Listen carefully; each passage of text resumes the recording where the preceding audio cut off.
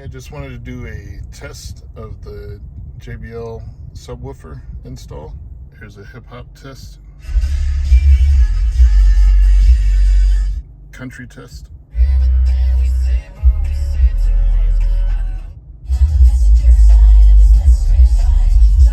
So you'll notice that the bass is a lot more stronger facing out this way with the trunk open. Again, I face it away from the inside just so it wouldn't overpower, because this is way too strong for the interior of a Kia K5. So from that test, you can see that this does add a lot to your Kia. If you notice, the bass knob is barely turned up, maybe 20 to 30%, and still getting a good sound quality.